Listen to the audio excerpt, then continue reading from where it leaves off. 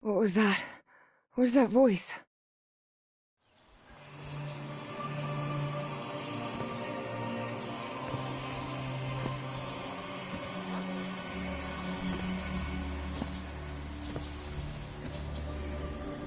This is the story of a young girl. A girl who had strange and disturbing dreams.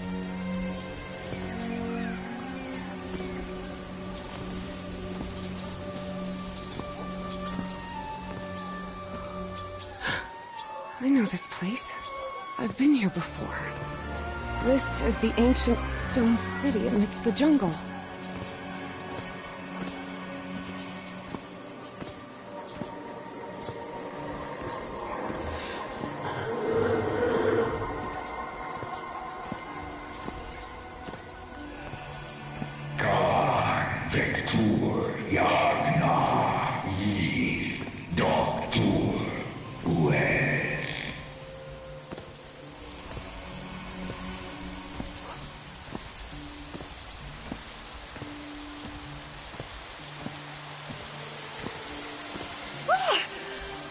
Oh, sweet Jesus.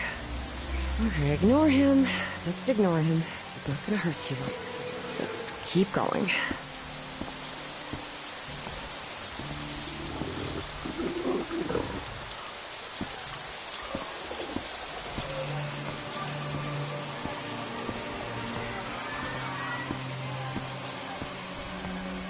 This constellation. Where am I? This is not the Earth.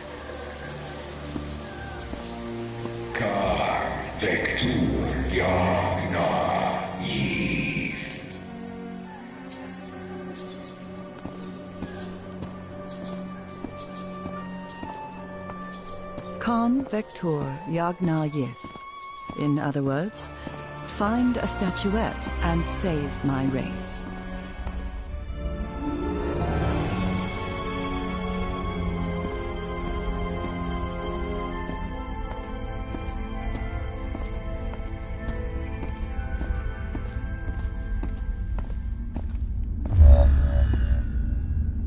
The statuette! Here it is. Finally! I have to get it, I have to...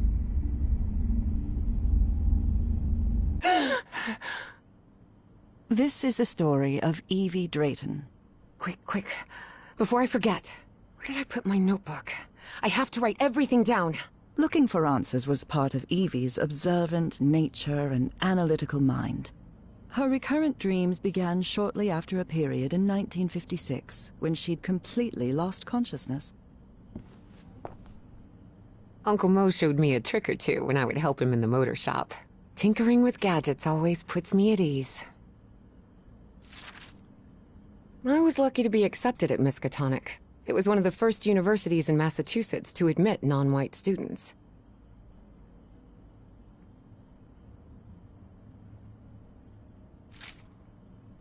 I couldn't leave my science fiction book collection in Benoit. Spitsbergen Island and Svalbard. Apparently I researched this area of the Arctic thoroughly during the time I lost consciousness.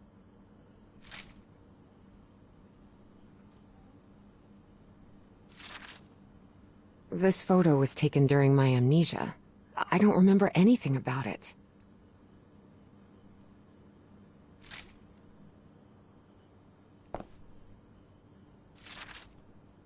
This scary fellow that haunts me in my dreams is a Dimetrodon.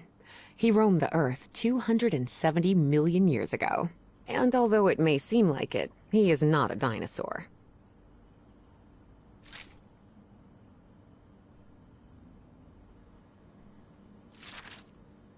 I've searched every astronomy book at the Miskatonic Library, but none of them contain any reference to this constellation. Beatrice, along with me, is one of the few ladies studying physics at Miskatonic.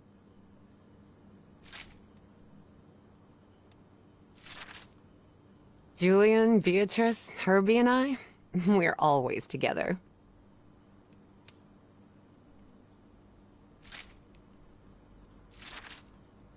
When I saw this picture, I couldn't believe it. It's the same statuette I always see in my dreams.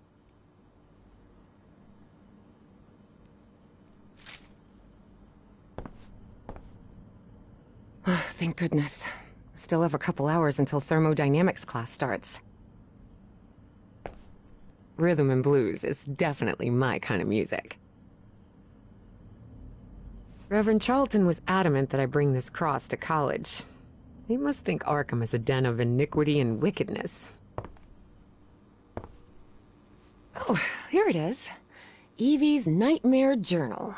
Evie was worried that someone might read it. That's why she kept it locked away under that complicated padlock.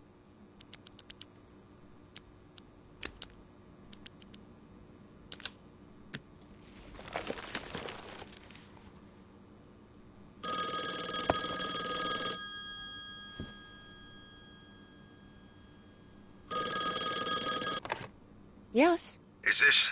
are you Evangeline Drayton? That's right. Who am I talking to?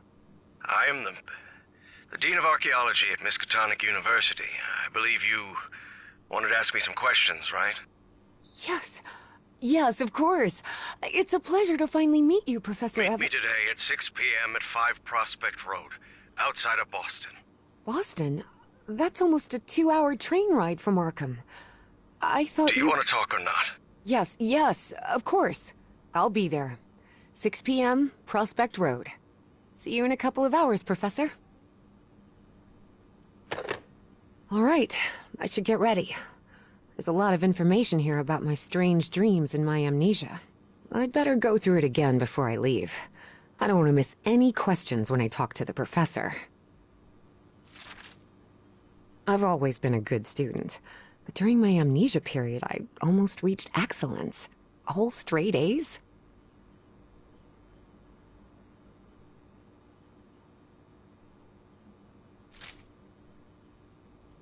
I must have written about 1,000 letters to the archaeology dean in Miskatonic, and I've never received any answer.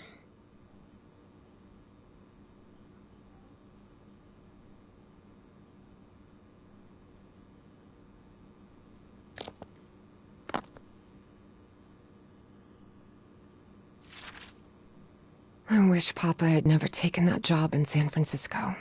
He'd still be with us.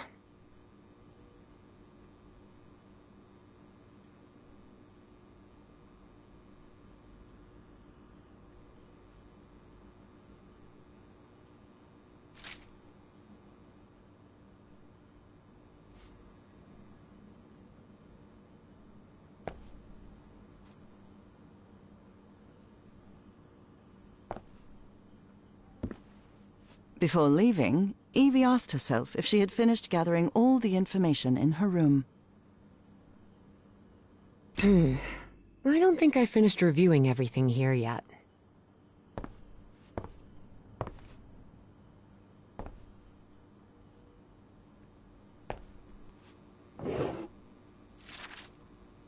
The Hydrangea Foundation took care of the insurance payout for Dad's accident. I had scholarships to attend several black colleges in the South, but it was the Foundation's money that allowed me to cover the tuition here at Miskatonic.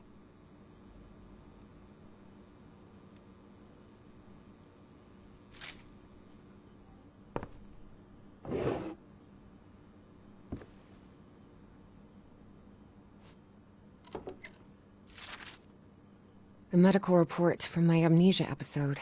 According to this, I'm as fit as a fiddle.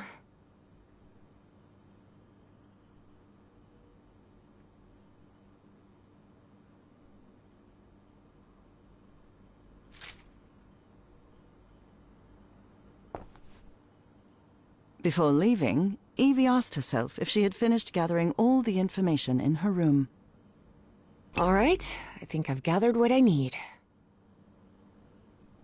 As odd as it seemed to Evie that the dean didn't meet her at the university, her need to know was stronger than her doubts. She was determined to attend the meeting. There, she would come across another protagonist in this story.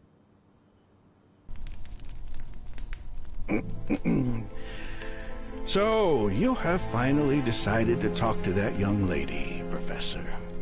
Yes. Acknowledging responsibility for our previous mistakes is vital to moving forward. You've taken a crucial step in... Listen, there's no need for us to talk, Doctor. The only reason I let you into my house is because you insisted it was necessary to prescribe my medication. This is also the story of a sad, guilt-ridden, and lonely man. This is the story of my husband, Professor Harry Everheart. Yes, I know well enough that discussing the effectiveness of our therapy sessions with you is futile. But you need to understand that therapy is just a part of the whole treatment. Without it, I can't go and... Ask whatever you deem necessary, and let's get this over with as soon as possible. Fine. What about your position as Dean at Miskatonic University? We talked some time ago about your relationship with work was somewhat obsessive. I didn't say that. You did. Well, you told me you practically lived secluded in this very home, and the only thing that drove you to leave it was your job obligations. So, how would you define that?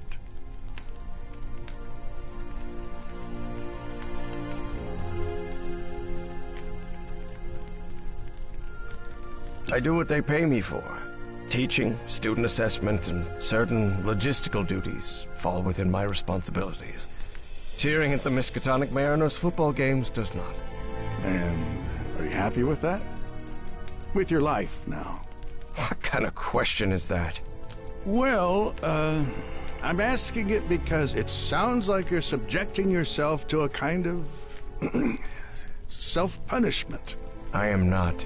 Next question. There's another topic you've never wanted to delve into, Professor. Would you now be open to... You're going to do it anyway, so go ahead. Okay. What happened to your wife, Professor? She left home and never returned. Harry hated giving details about my absence, for lack of a better word. Especially if those details meant talking about a certain expedition. I see. And how do you feel about that? What's my wife got to do with all this?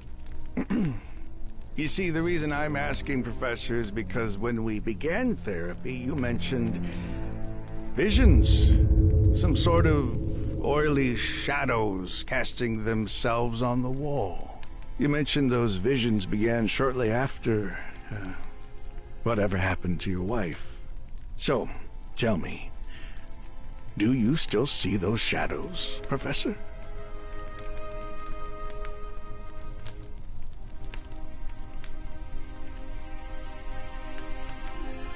No. Not since I started taking the medication, at least. Excellent! That means the medication is working. Listen, there is something different I want to try in today's session. I believe hypnotherapy might... Don't even think about it. Hypnotism is a scam. Professor, with all due respect, I believe you're mistaking mesmerism with hypnotism. Even so, if you want me to prescribe the... You won't give me my medication unless I submit to your quack experiment, is that it? Well, I'm deeply sorry you see it that way, Professor. But I need you to trust me in this. Then go ahead. Wave a pocket watch in my face if that's what you need to do. There's no need for pocket watches, Professor. The sound of a metronome will be more than enough. I need you to relax and free your mind. And think of something pleasant.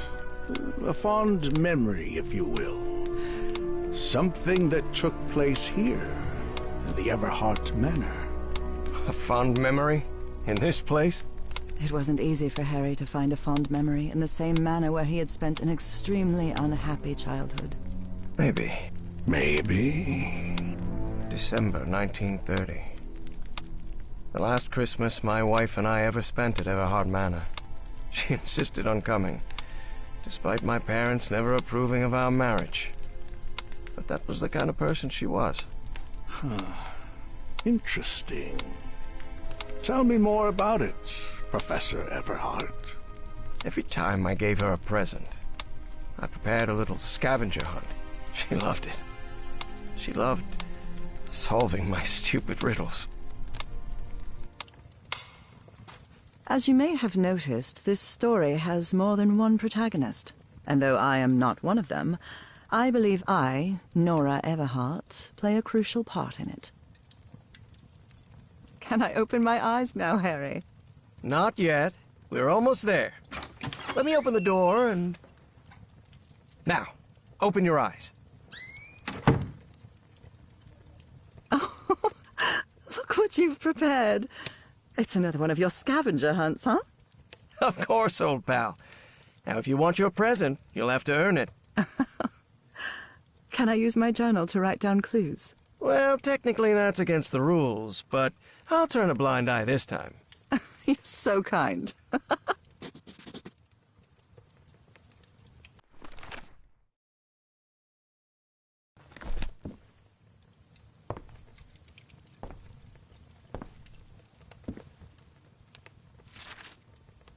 A new decade.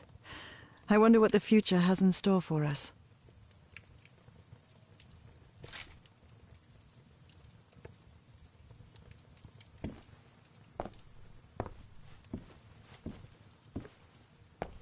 Do you remember when we slow danced to Dear Old Pal of Mine at Maddie's house? The end of the Great War Party and our first kiss. How could I forget?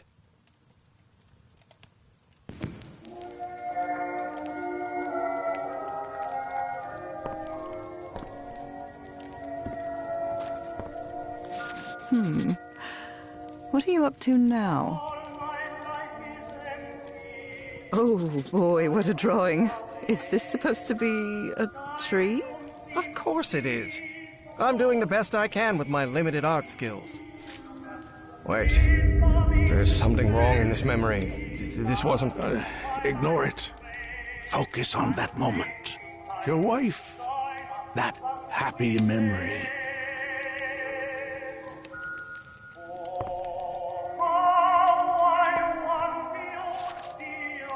Oh, look at your sad little face in this photo. You know me.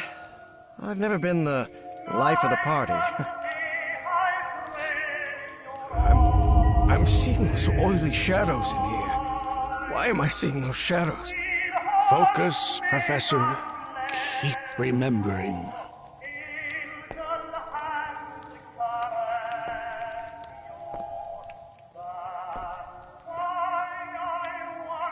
I wonder what my darling husband is keeping locked up in here.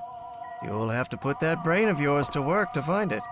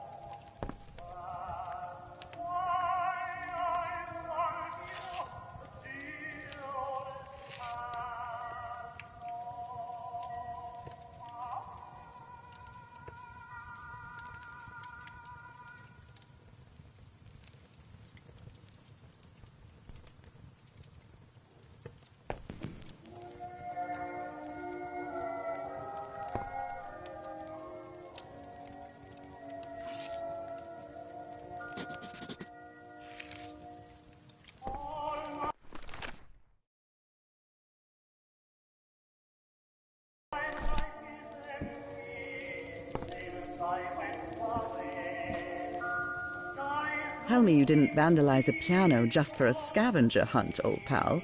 Nora, who do you think I am? It's just crayon.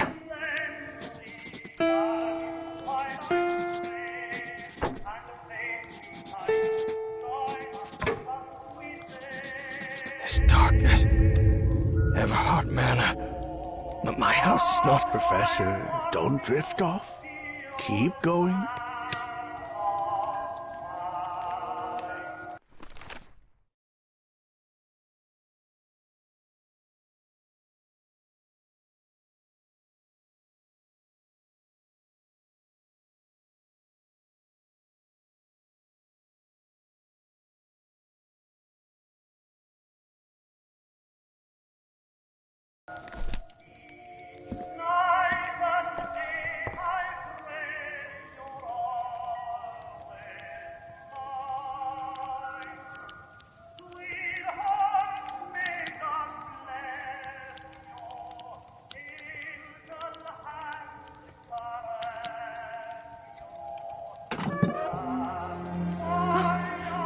I can't believe it! It's that statuette! And it even has a black ooze orb. Just what I wanted for Christmas. No. Wait. What do you mean a statuette? Don't touch it, Nora! Keep going, Professor. It's important. Where is the statuette now? You're no psychiatrist. Who are you? I'm not going to ask you again, Professor Everheart.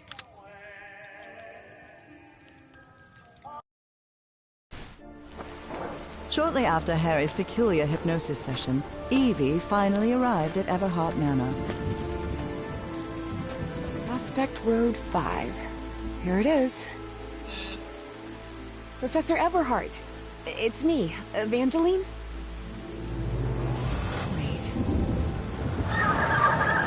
What is going on here? Professor? Is everything all right? Most people would have turned away and left, but not Evangeline Drayton. She had been waiting for months to talk with the professor. No way was she letting it slip away. So, she decided to climb over the walls of the Everheart Manor.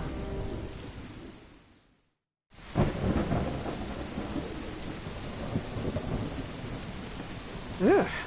This looks like something straight out of Tales from the Crypt.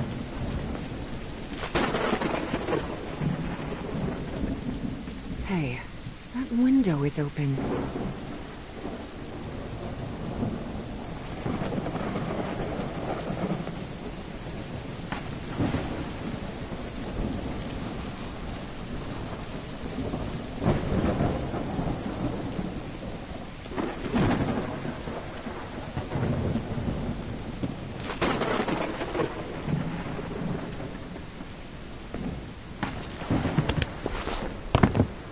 Professor Everheart. It's me, Evangeline.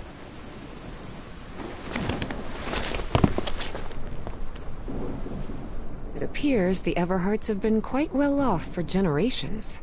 Or so they used to be. The Everheart children, Harrison, Madeline, Richard, and Donna. The Everheart children, Harrison, Madeline, Richard, and Donna. That must be Elizabeth Everheart. She looks sad.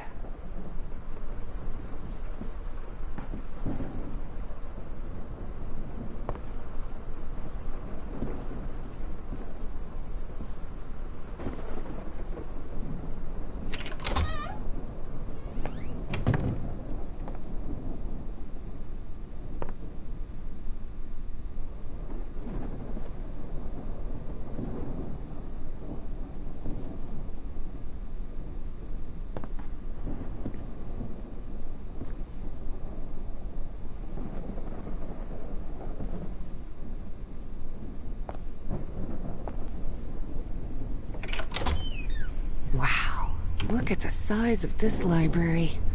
It's almost as big as Miskatonic's. Actually, it wasn't even a third the size of Miskatonic's library, but young people can be terribly impressionable at times.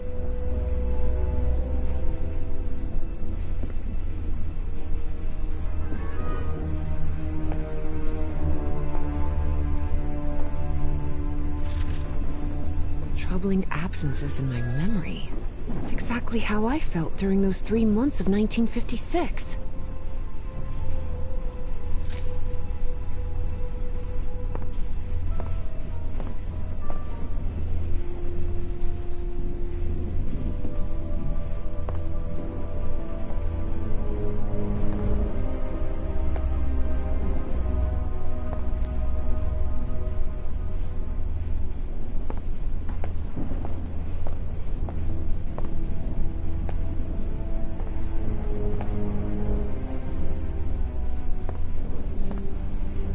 What on earth happened here?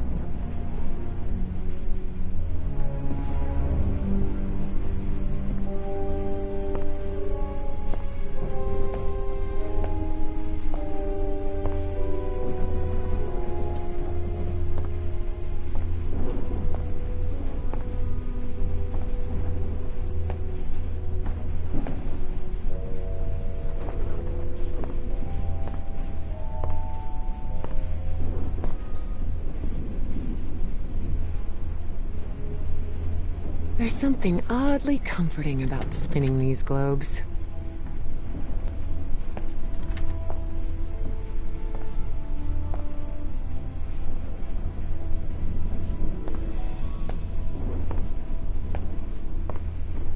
Dyer was my applied geophysics professor. He was very strict. Strange character.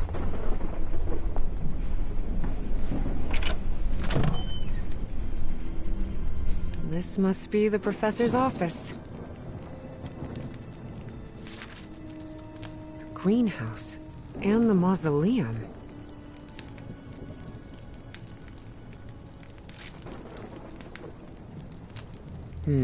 Someone lit the fireplace, but this room is still cold.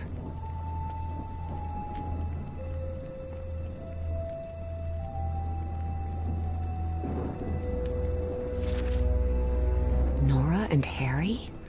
The professor was married.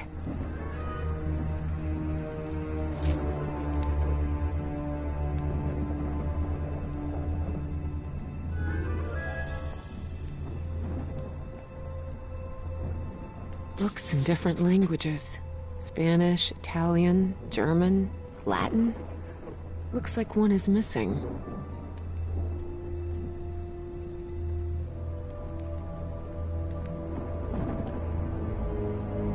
A lapel pin with a rather peculiar emblem.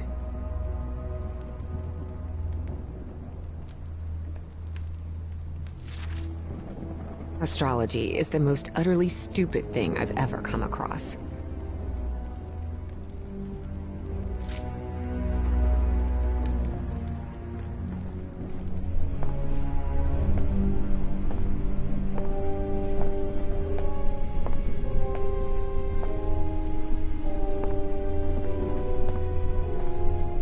Darn it, this door is locked.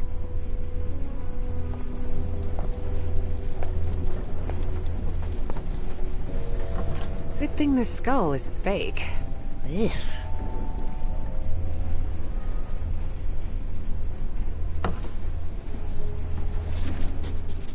Rich people definitely had weird ways of entertaining themselves. But it wasn't mere entertainment.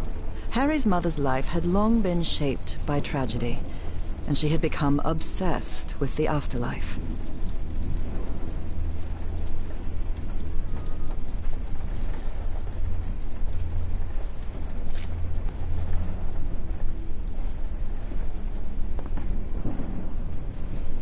Goodness gracious.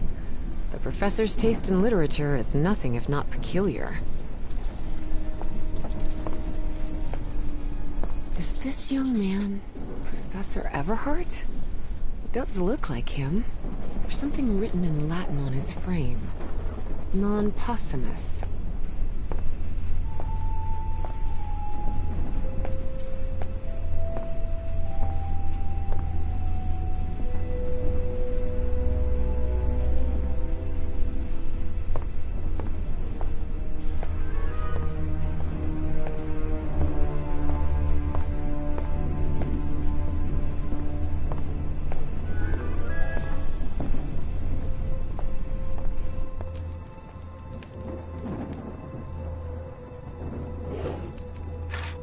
key.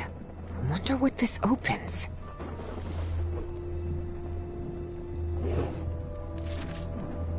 Despite his tone, this Bowen fella doesn't seem particularly friendly.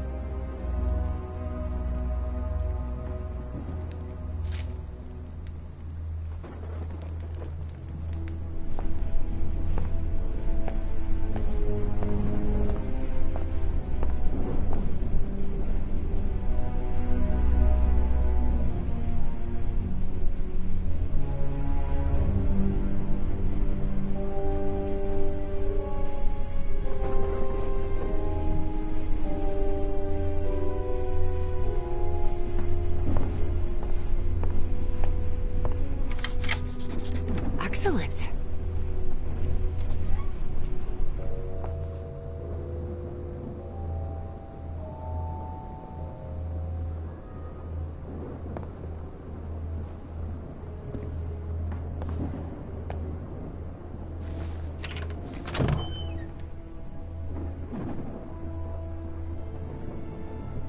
The man's definitely a dead ringer for the professor.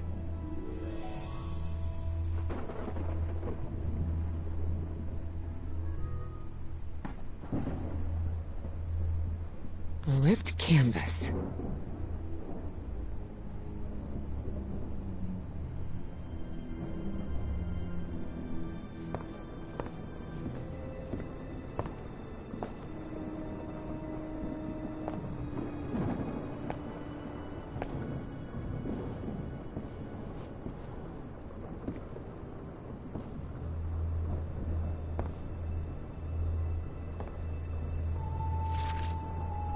Looks like the professor's father was involved in politics.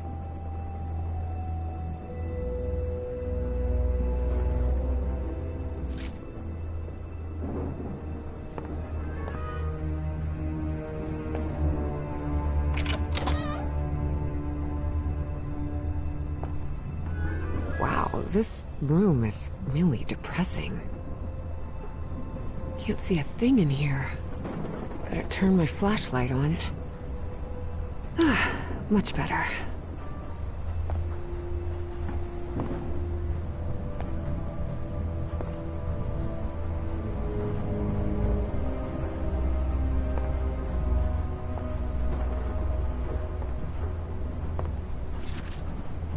The driver's license of a certain Manuel Silva.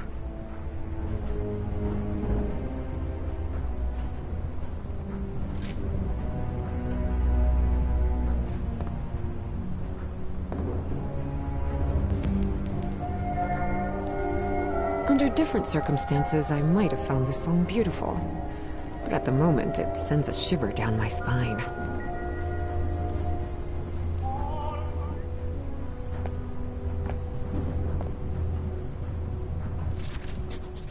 Looks like a shrine of some kind, dedicated to a woman.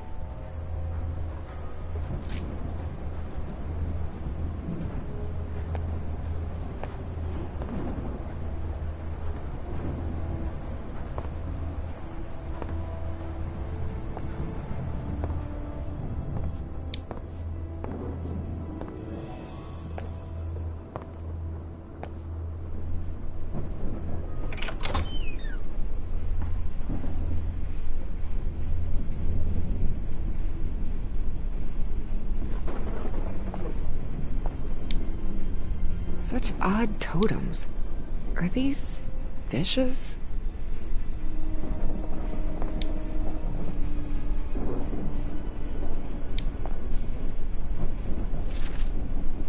So Professor Everheart set on an expedition to the Pacific. I never pictured him as an adventurer.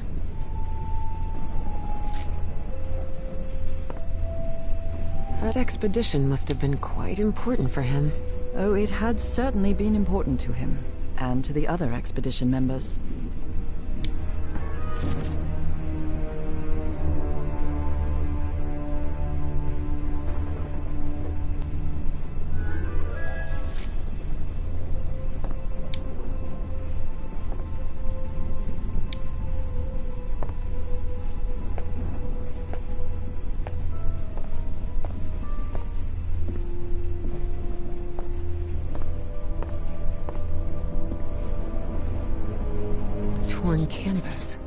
frame reads, Sed Futura.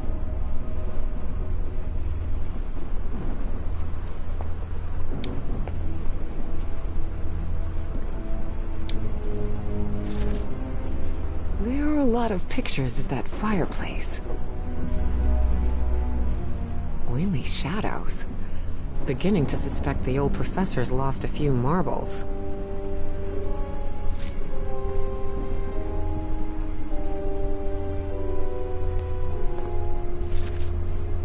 Goodness gracious. Someone hired some goons to kill the professor.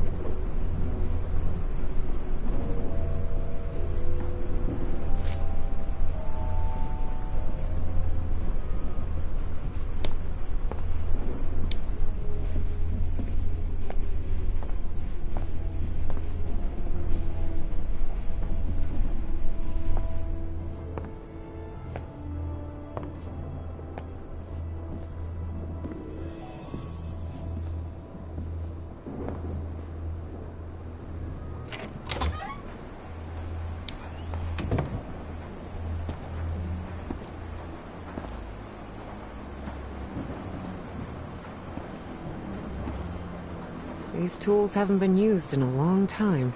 That explains why the garden was an absolute mess.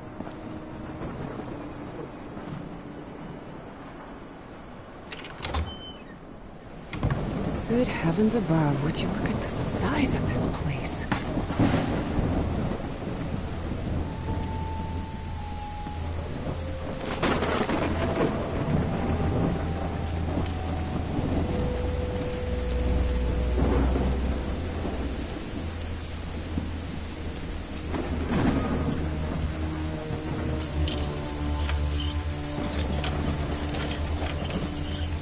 Looks like there's a symbol carved into that bucket.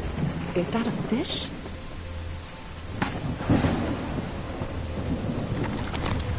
This vase-like thing with a face engraved on it can be rotated. What kind of madhouse does the professor live in? Evie's last remarkable trait was her extraordinary memory, a gift I was never blessed with. So, allow me, the narrator of this tale, to be the one taking notes. For the sake of clarity, of course.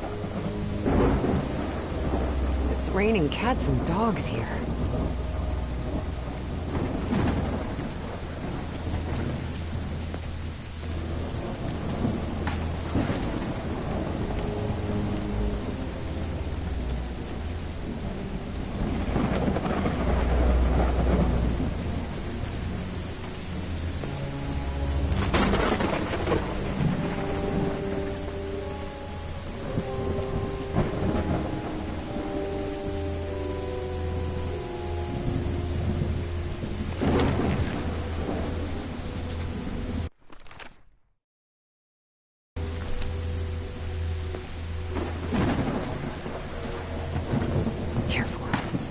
Staircase is slippery.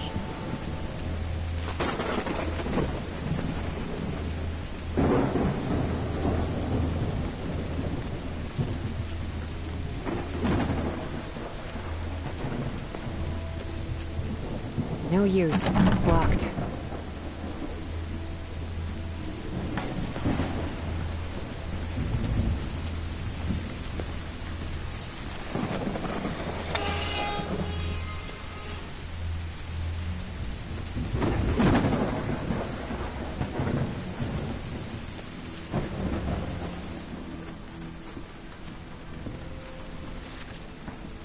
Hidden room?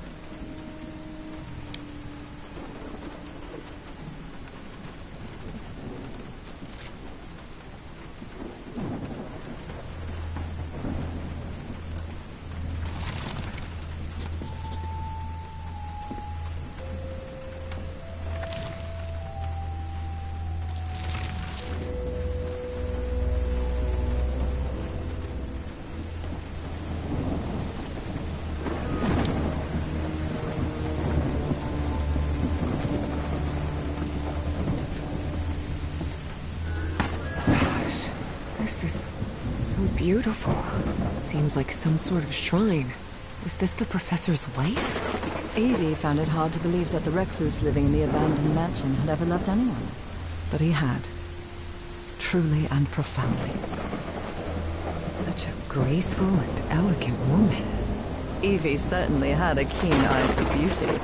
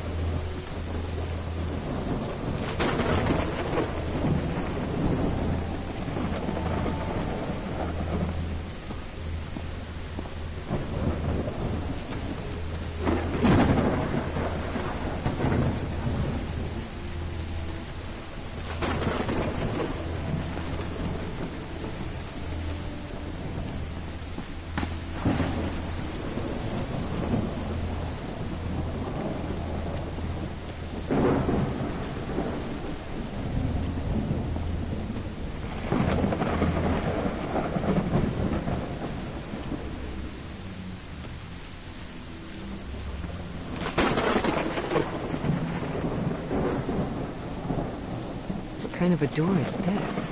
Doesn't even have a lock. Just some symbols.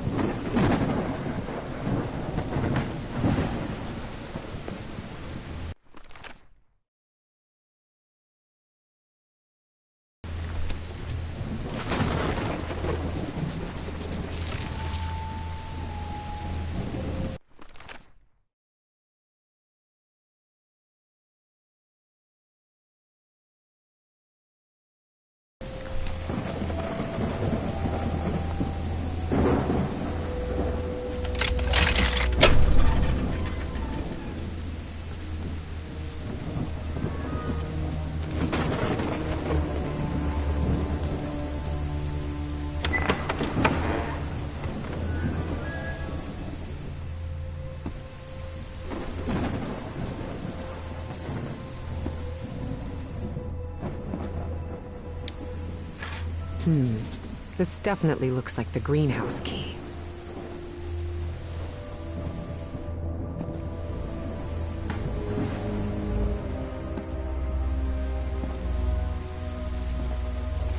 In loving memory of our firstborn son, John Everheart Jr. Oh dear. A dead child. This is simply heartbreaking. The inscription on the frame reads, Praeterita mutare. That's from the Bible. Psalm 1, verse 1. This person must have been quite devout.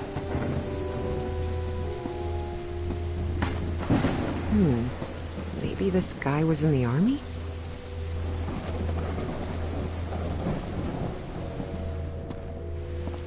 Father, husband, and servant of the people. This must have been the professor's father. Found her path in the shadow of mourning? Harry rarely spoke of his brother John, mostly because he had never known him. The boy had died years before Harry was born. Still, he believed that tragic incident had played a critical part in his mother's obsession with the occult.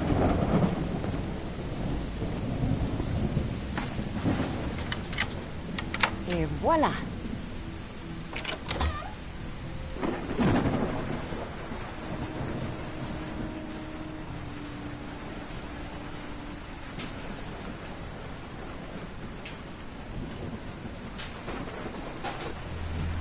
The professor really seems to be interested in botany.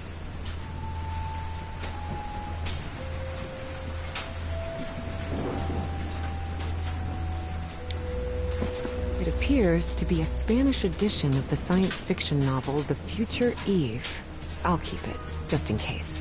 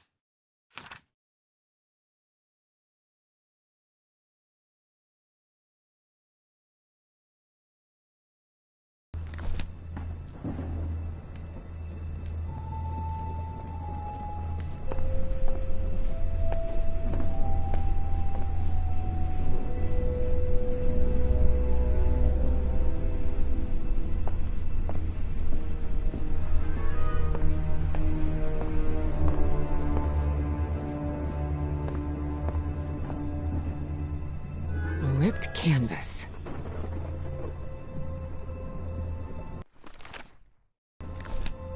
The man's definitely a dead ringer for the professor.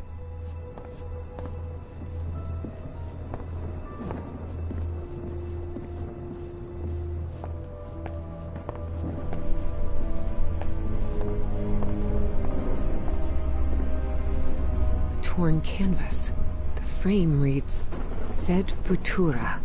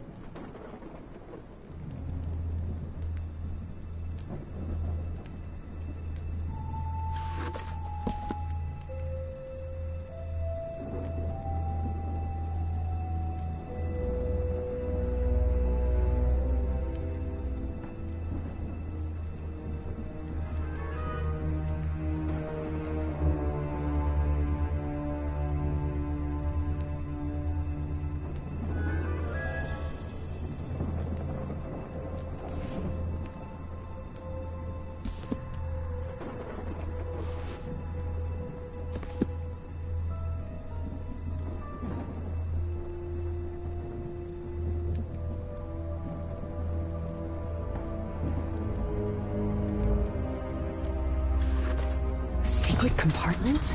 Evie had never been good with languages, least of all a dead one like Latin.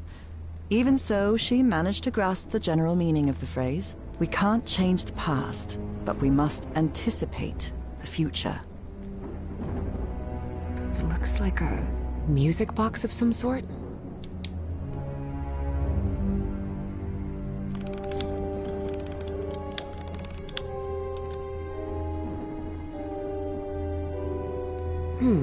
It doesn't make any sound. Maybe it's broken. Unbelievable. There's some kind of secret compartment in the fireplace. Feels like a mystery novel.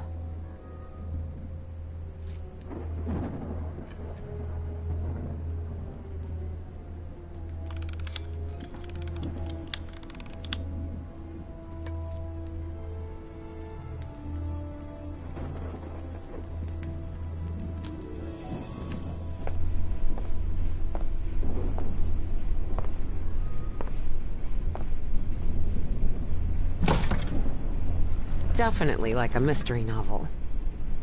Ooh, I wish this fireplace was lit. It's bone-chilling cold in here.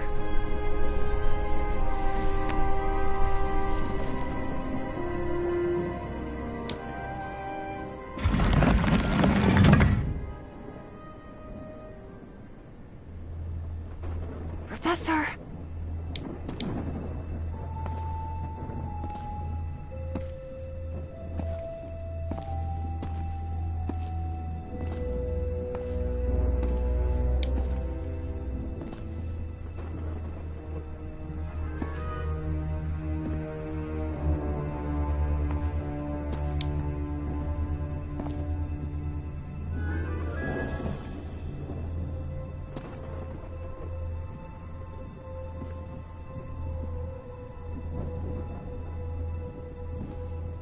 Professor! Professor! What happened? He's knocked out cold.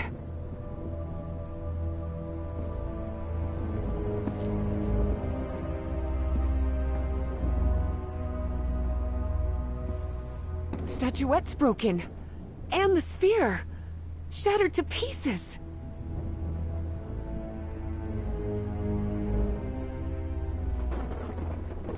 I wonder if I... No! Don't touch it!